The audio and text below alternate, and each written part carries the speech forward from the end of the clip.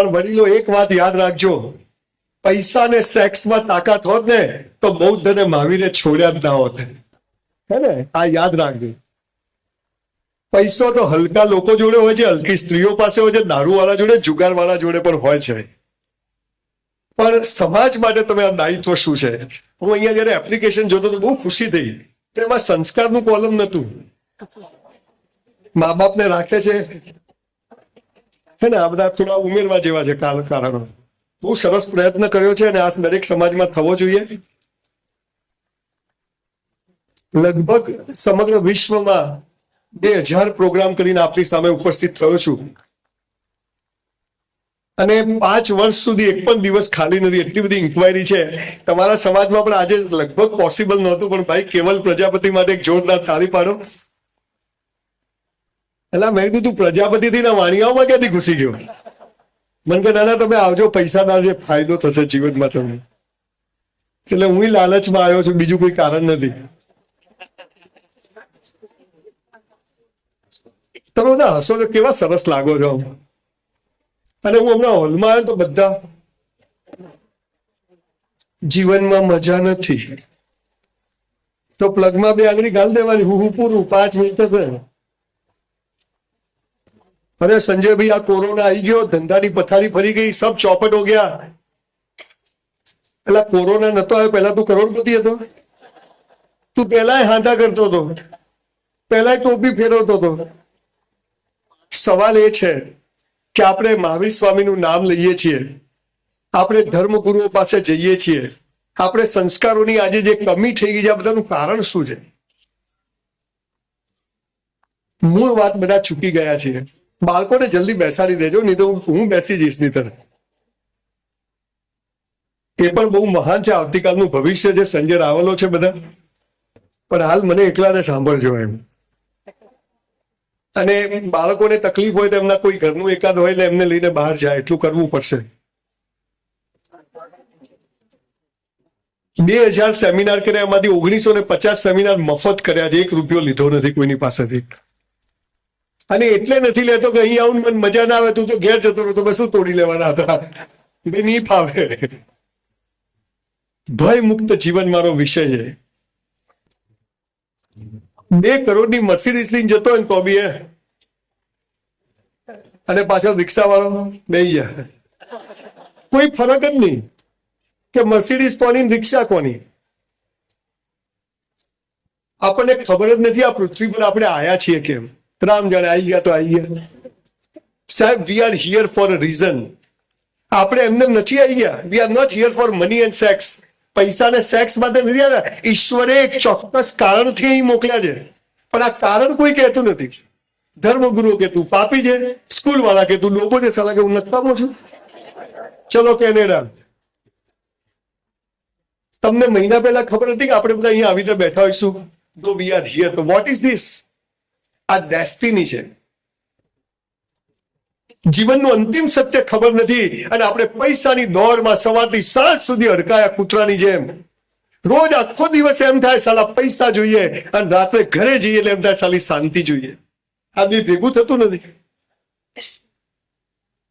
બહુ જ ગરીબ ઘરમાં જન્મ્યો, જે ઘરમાં 2 ટાઈમ ખાવાની તકલીફ. મારા બાપુજી ઓટલા પર દરજી કામ કરે, નીચે દરગાહ ને ઉપર મસ્જિદ, ઘરમાં સંડાસ બાથરૂમ નહીં, ઘરમાં પંખો નહીં. આવા ગરીબ ઘરમાંથી જન્મી અને આજે દુનિયા જેને સુખ કહે છે, સંપત્તિ કહે છે, એ ઈશ્વરે બધું જ મને આપ્યું છે. એનું રાજ તમને કહેવાયો છે. 8મા ધોરણમાં ઘરે ઝઘડો કર્યો કે સાયકલ લઈ આપો, નહીં તો સ્કૂલ નહીં જવું. મારા બાપુજી કે કેમ? મેં તો બધા સ્કૂટર લઈને આવે, લ્યુના લઈને આવે, બસમાં આવે ને આપણે ચાલતા. કેમ કે બેટા આપણે બ્રાહ્મણ છીએ, ગરીબ છીએ. બધું ગરીબ એટલે શું? મને કે હાંધા ના મળે. મેં તો સાયકલ લઈ આપો, નહીં તો સ્કૂલ નહીં જવું. અને એ દિવસે મારા અભણ બાપે જે વાત કરી, and that was the turning point of my life. શું કહ્યું મારા બાપુજીએ? મને કે બેટા ખૂબ કસરત કર, ખૂબ ચોપડીઓ વાંચ, તન અને મન મસ્ત હશે ને તો ધન જખ મારીને આવશે. તન અને મન. 5000 પુસ્તકો વાંચીને આપની સામે ઉભો છું સાહેબ. અને સવારે 100 દંડ મારું છું, 100 ડિપ્સ. 1966 નું મોડલ છું. દવા નથી ખાધી જીવનમાં, ગમ ખૂબ ખાધો. આપણને સાચી વાત ખબર નથી. હું જોઉં છું લોકો આમ પીપળા જેવા હોય એમ, ખબર જ ના પડે ગોબો ક્યાં છે. અહીંયા જમવાનું રાખ્યું ને, નહીં તો આવે જ નહીં કોઈ. આખી ડીશ ભરે હો. હા હવે તો સમોસા કીધે રહે. સમોસા લાગશે દિયા નહીં બી લાગશે. પછી કે ચાલો ગેસ થઈ ગયો, બાટલો થઈ જશે. ગેસ નહીં, આખો બાટલો થઈ જશે. હલા મફતનું કેટલું ખવાય 251 ચાલે, ખબર જ નથી કેમ આવી ગયા. કૂતરા બિલાડા બચ્ચાઓ પેદા કરે છે, કૂતરા બિલાડા રોટલા ભેગા કરીને દરમાં સંતાડી અને બાળકોને ખવડાવે. આપણામાં ફરક શું છે સાહેબ? એક વાત ધ્યાનથી સાંભળજો સાહેબ, સંસ્કાર હશે ને તો પૈસો જખ મારીને આવશે, પણ સંસ્કાર નહીં હોય ને તો હશે બધું જતું રહેશે. લખી રાખજો બોસ, હું એની વાત કરવા આવ્યો છું. બહુ ગંભીર પ્રશ્ન છે. 5000 વર્ષની સંસ્કૃતિ વાળો દેશ, શકો હુણો વાર્યો અંગ્રેજો મોગલો આપણી પત્તર ઠોકીને આ દેશ અડીખમ કેમ ઉભો છે? એક સંસ્કાર નામની વાત હતી, અને જે સમાજો સંસ્કાર ખોયા છે એ સમાજો પતી ગયા. મારી કોઈ ઓકાત નથી હું તમને સંસ્કારોની વાત કરી શકું, પણ હા એ વાત ચોક્કસ છે કે 450 બાયોગ્રાફી વાંચી, દુનિયાભરના લોકોને મળ્યો, અને એક વાત હું જે સમજો એ તમારી જોડે શેર કરવા આવ્યો છું. આપણો ફોટો ઊંઘમાં હસતો આવવો જોઈએ. આ તો લગ્નમાં જાય 50 તોલા સોનું પહેર્યું ને ફોટો સારો આવવો જોઈએ. તારો ભિખારી નહીં જ આવે, તું ક્યારે હસતો જ નથી ભાઈ. તમે આ હસો તો કેવા સરસ લાગો છો, આમ ફેર એન્ડ લવલી જાણે. હમણાં બહાર જાય, ચાવી ક્યાં ગઈ, બૈરું ક્યાં ગયું, તારું છે લઈ જા, અમારે કઈ કામ નથી. કેટલી ચિંતા.